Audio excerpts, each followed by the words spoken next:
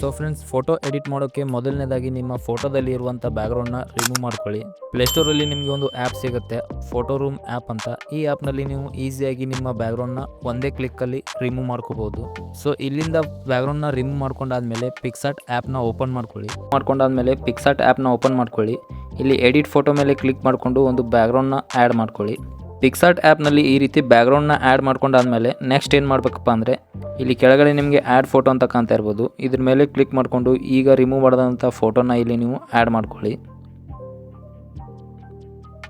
So ಈ ರೀತಿ ಒಂದು ಫೋಟೋ ಇದೆ ನನ್ನ ಹತ್ರ. ಈ ರೀತಿ ಆ್ಯಡ್ ಮಾಡ್ಕೊಂಡಾದ್ಮೇಲೆ ಪರ್ಫೆಕ್ಟಾಗಿ ಈ ರೀತಿ ಅಡ್ಜಸ್ಟ್ ಮಾಡ್ಕೊಳ್ಳಿ. ಇಲ್ಲಿ ನಿಮಗೆ ಏರೋ ಮಾರ್ಕ್ ಅಂತ ಇರ್ಬೋದು, ಇದ್ರ ಮೇಲೆ ಕ್ಲಿಕ್ ಮಾಡಿಕೊಂಡು ನೀವು ಇದನ್ನು ಅಡ್ಜಸ್ಟ್ ಮಾಡ್ಕೋಬೋದು. ಸೊ ಈ ರೀತಿ ಪರ್ಫೆಕ್ಟಾಗಿ ಕಾರ್ನರಲ್ಲಿ ಈ ರೀತಿ ಅಡ್ಜಸ್ಟ್ ಮಾಡ್ಕೊಳ್ಳಿ. ಸೊ ನೆಕ್ಸ್ಟ್ ಅದೇ ರೀತಿ ಆ್ಯಡ್ ಫೋಟೋ ಮೇಲೆ ಕ್ಲಿಕ್ ಮಾಡಿಕೊಂಡು ಇನ್ನೊಂದು ಅಲ್ಲು ಅರ್ಜುನ್ ಫೋಟೋನ ಆ್ಯಡ್ ಮಾಡ್ಕೊಳ್ಳೋಣ. ಸೊ ಈ ರೀತಿ ಅಲ್ಲು ಅರ್ಜುನ್ ಫೋಟೋನ ಆ್ಯಡ್ ಮಾಡ್ಕೊಂಡಾದ್ಮೇಲೆ ಅದನ್ನು ಕೂಡ ಈ ರೀತಿ ಪರ್ಫೆಕ್ಟಾಗಿ ಅಡ್ಜಸ್ಟ್ ಮಾಡ್ಕೊಳ್ಳಿ.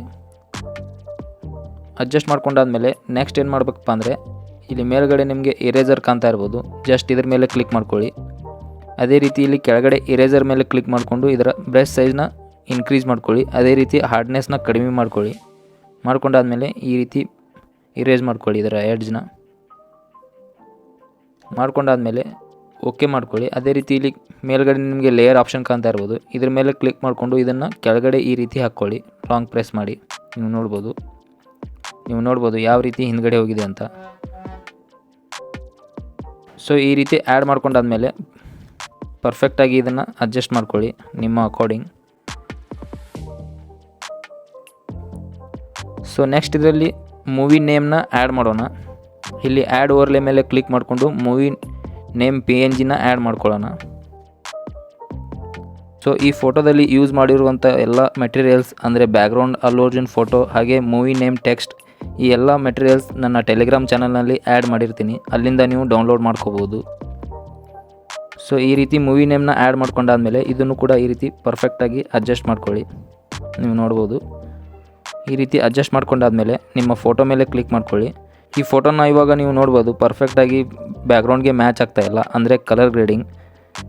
ಸೊ ಇವಾಗ ಇದರಲ್ಲಿ ಕಲರ್ ಗ್ರೇಡಿಂಗ್ನ ಆ್ಯಡ್ ಮಾಡೋಣ. ಅದಕ್ಕೇನು ಮಾಡ್ಬೇಕಪ್ಪ ಅಂದರೆ, ಇಲ್ಲಿ ಕೆಳಗಡೆ ನಿಮಗೆ ಅಡ್ಜಸ್ಟ್ ಆಪ್ಷನ್ ಕಾಣ್ತಾ ಇರ್ಬೋದು, ಇದ್ರ ಮೇಲೆ ಕ್ಲಿಕ್ ಮಾಡ್ಕೊಳ್ಳಿ. ಹಾಗೆ ಇದರಲ್ಲಿ ನಿಮಗೆ ಸಚುವೇಷನ್ ಅಂತ ಕಾಣ್ತಾ ಇದೆ, ಇದ್ರ ಮೇಲೆ ಕ್ಲಿಕ್ ಮಾಡಿಕೊಂಡು ಇದರ ಸಚುವೇಷನ್ನ ನೀವು ನೋಡ್ಕೋಬೋದು ಯಾವ ರೀತಿ ಕಾಣ್ತಾ ಇದೆ ಅಂತ.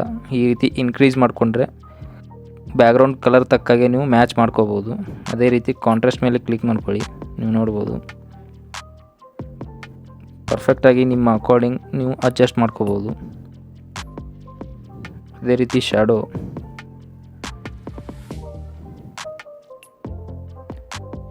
ಸೊ ಈ ರೀತಿ ನೀವು ಪರ್ಫೆಕ್ಟಾಗಿ ನಿಮ್ಮ ಫೋಟೋದಲ್ಲಿ ಕಲರ್ ಗ್ರೇಡಿಂಗ್ನ ಆ್ಯಡ್ ಮಾಡಿಕೊಂಡು ಓಕೆ ಮಾಡ್ಕೊಳ್ಳಿ. ಸೊ ನೆಕ್ಸ್ಟ್ ಏನು ಮಾಡ್ಬೇಕಪ್ಪ ಅಂದರೆ, ಇಲ್ಲಿ ಸ್ಟಿಕ್ಕರ್ಸ್ ಮೇಲೆ ಕ್ಲಿಕ್ ಮಾಡಿ. ಹಾಗೆ ಇಲ್ಲಿ ಸರ್ಚಲ್ಲಿ ವಿಗ್ನೆಟ್ ಅಂತ ಸರ್ಚ್ ಮಾಡ್ಕೊಳ್ಳಿ. ಈ ರೀತಿ ನಿಮ್ಮ ಮುಂದೆ ಒಂದು ಬ್ಲ್ಯಾಕ್ ವಿಗ್ನೆಟ್ ಬರುತ್ತೆ, ಅದನ್ನು ಈ ರೀತಿ ಆ್ಯಡ್ ಮಾಡ್ಕೊಳ್ಳಿ ಕೆಳಗಡೆ. ಅದೇ ರೀತಿ ಮತ್ತೆ ಸ್ಟಿಕ್ಕರ್ಸಲ್ಲಿ ಹೋಗಿ ಫೈರ್ ಅಂತ ಸರ್ಚ್ ಮಾಡ್ಕೊಳ್ಳಿ.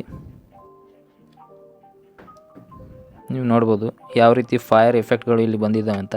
ಇದರಲ್ಲಿ ನೀವು ಯಾವುದಾದ್ರೂ ಸೆಲೆಕ್ಟ್ ಮಾಡ್ಕೋಬೋದು. ನಾನು ಇವಾಗ ಇದನ್ನು ಸೆಲೆಕ್ಟ್ ಮಾಡ್ತಾಯಿದ್ದೀನಿ. ಸೊ ಈ ರೀತಿ ಸೆಲೆಕ್ಟ್ ಮಾಡ್ಕೊಂಡು ಈ ರೀತಿ ಆ್ಯಡ್ ಮಾಡ್ಕೋಬೋದು.